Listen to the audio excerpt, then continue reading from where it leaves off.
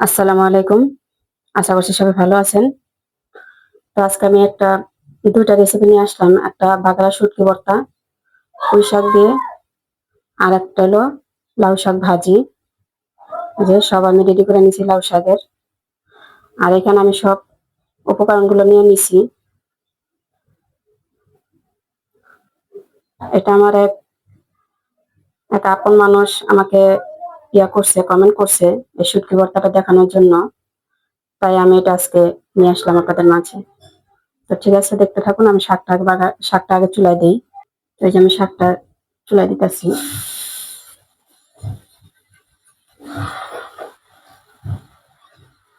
লাউ শাক, স্যাম, আলু,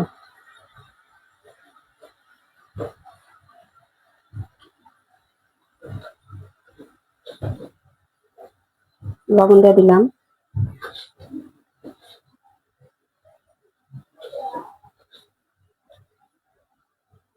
শাকটা দিয়ে দিলাম সব। এখন ঢাইকা দেই।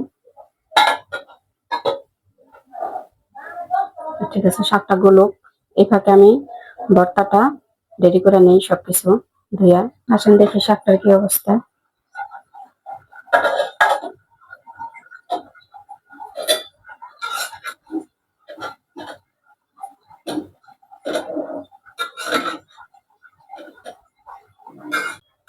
এই যে শাকটা আমি উল্টা দিলাম।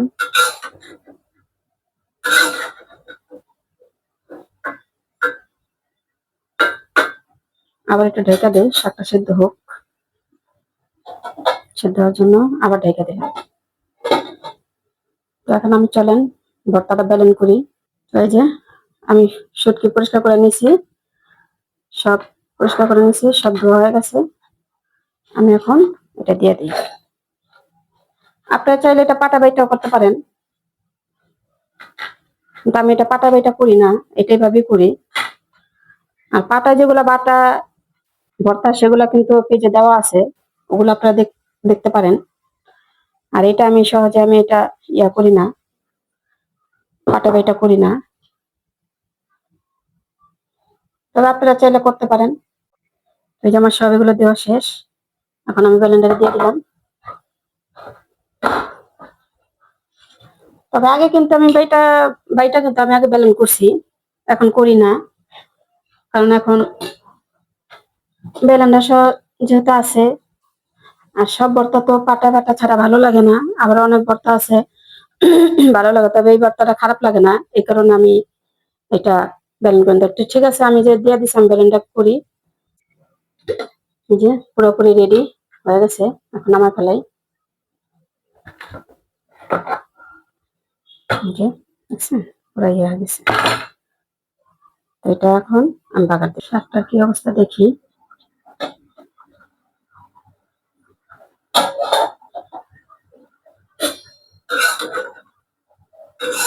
শাকটা মোটামুটি গলে গেছে।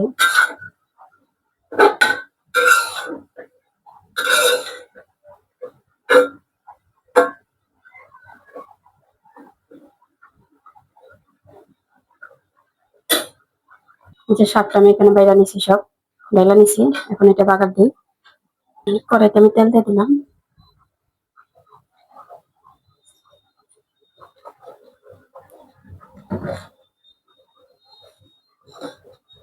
পেঁয়াজ রসুন কাটা রাখছিলাম, দিয়ে দিলাম। এখানে শুকনো মরিচ দিলে ভালো হতো, কিন্তু আমি শুকনো মরিচ দিব না।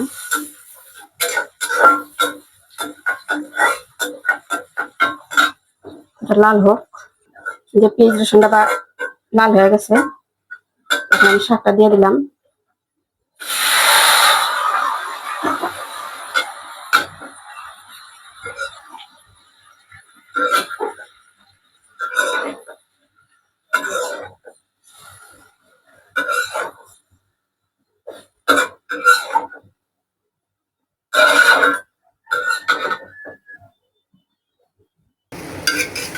শাকটা হয়ে গেছে, নামায় ফেলাই।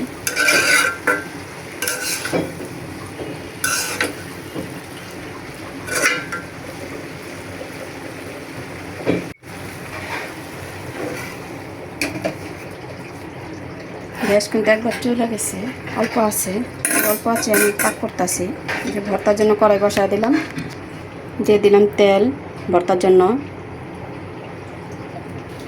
এখন আমি দিয়ে দিলাম পেঁয়াজ কুচি,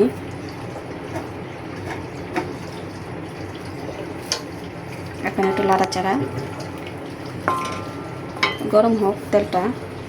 কিন্তু পেঁয়াজটা লাল হয়ে গেছে, এখন আমি ভর্তাটা দিয়ে দিই।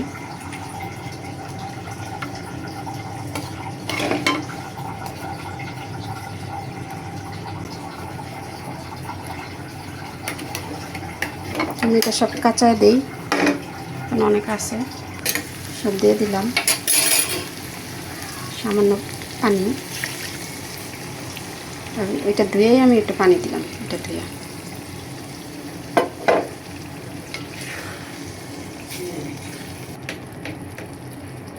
পরিমাণ মতন লবণ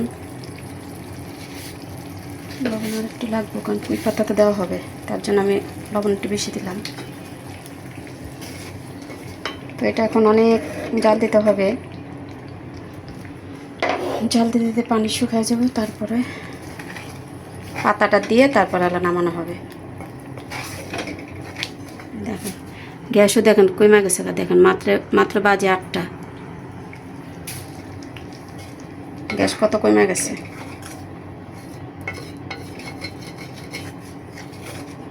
তো ঠিক আছে, এটা হোক। এই যে ভর্তাটা অনেক পানি শুকিয়ে গেছে, এরপর যে আমি পাতাটা দিয়ে দিব, ওই পাতাটা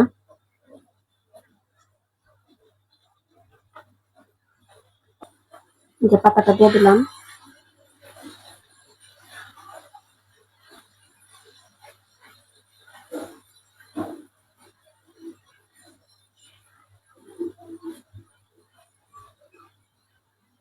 এটা ভাজা ভাজা হলে আমার ভর্তা শেষ হয়ে যাবে রান্না। ভাজা ভাজা হোক, ভর্তাটা একটু শুকাবে। দেখেন তো লবণীয় হয়েছে নাকি, খাইতে ইচ্ছা করতেছে কারো? যার খাইতে ইচ্ছা করবো সে এসে বলবেন, কারণ এটা তো কষ্ট নাই, এটা ব্লেন্ডারে কইরা খাওয়ান যাব, এটা তো পাতায় বাটা লাগে না, কষ্ট কম। কিন্তু এটা শুকাইতে অনেক সময় লাগে, এই সমস্যা, আর কিছু না। ব্লেন্ড করলেও মানে শুকাইতেই বেশি একটু সময় লাগে, আর কিছু না। তো ভর্তাটা শুকাইলে আমার ভর্তাটা হয়ে যাবে। এই যে ভর্তাটা কিন্তু হয়ে গেছে, এখন আমি নামাই ফেলবো। যে পানি কিন্তু একদম নাই, পুরো পানি শুকায় গেছে, সব পানি শুকায় গেছে, এখন আমি নামাই ফেলবো, হয়ে গেছে ভর্তা।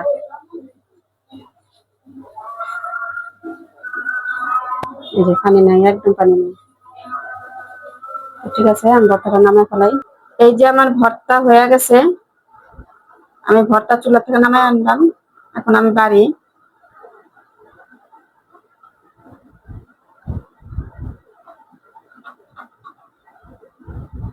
ভর্তাটা কেমন লোভনীয় হয়েছে জানাবেন আপনারা।